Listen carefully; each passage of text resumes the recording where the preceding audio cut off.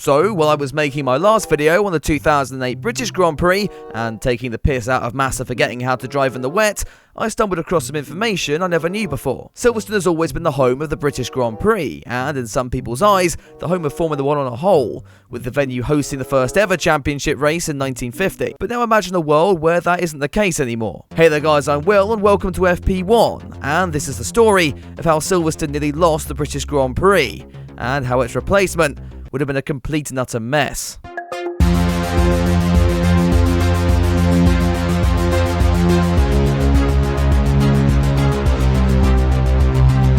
It's Independence Day, July 4th, 2008, except us Brits couldn't give a shit and were more focused on the upcoming Grand Prix at Silverstone, which was marking its 60th anniversary of hosting the event. The hype in the UK around Formula 1 had been building up over the last 18 months, mainly because this man wasn't winning everything anymore, and instead this guy called Lewis Hamilton was.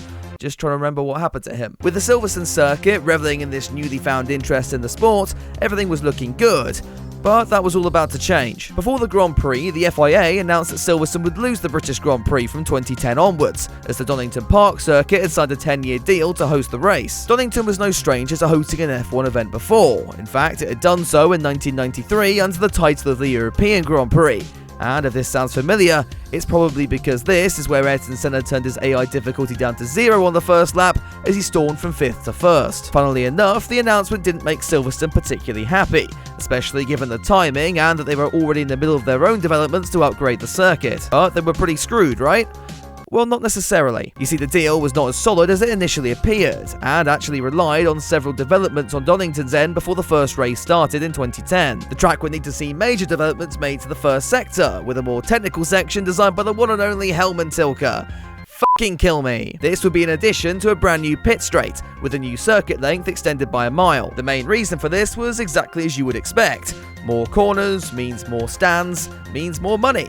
But looking at the layout and thinking about how amazing the cars of recent years have handled overtaking, I'm a little concerned with how good the races would have actually been. Strangely, the plans for the race saw spectators only able to enter the venue via public transport, with cars strictly banned from getting anywhere near the track. With a lack of road access to the circuit, shuttle buses would instead be used to ferry spectators to nearby train stations. Now, I don't want to be a cynic here, but having tried to navigate out of Silverstone before, there's no way in hell this plan would have ever worked. F1 and the FIA, though, were adamant in moving the race away from Silverstone, so that then begs the question, how did it all go wrong? Well, the main culprit was the good old 2008 financial crisis, which screwed with basically everyone, including the Donnington Grand Prix circuit. Their inability to raise the money required to make the changes outlined earlier led to then F1 boss and all-around Bernie Ecclestone to offer Silverstone one extra race in 2010 if Donnington wasn't ready. By June 2009, it looked like this would be the case, but then F1 bosses gave Donnington a 2-week extension to prove they could raise the money needed to host a race, and if they couldn't, then they could just off. By October, this all fell through, and less than a month later, the owners of the Donnington Grand Prix track went into administration, and despite Ecclestone trying to step in and save the deal, it was finally confirmed in December that the British Grand Prix contract had been awarded back to Silverstone. The track has obviously gone through its own development since, with a new layout, pit lane and resurfacing work taking place in the 14 years since this all occurred.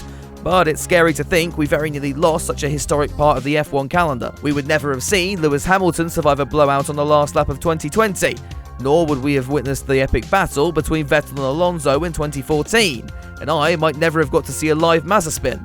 Obviously, we would have replaced these memories with new ones at Donnington, but in reflection, I'm pretty happy with what we got. Anyway, if you enjoyed the video, be sure to drop it a like and get subscribed. We're nearly at 50,000 subscribers, so if you're new to the channel and like what you see, I'd really appreciate you giving me a hand here. You can also check out my other socials using the link below. And finally, a big thank you to all my patrons for supporting the work I do here. If you want to help out in this regard, the link is also down there in the description. That's all from me for now though. I'll see you tomorrow with another video, but until then, have a good one.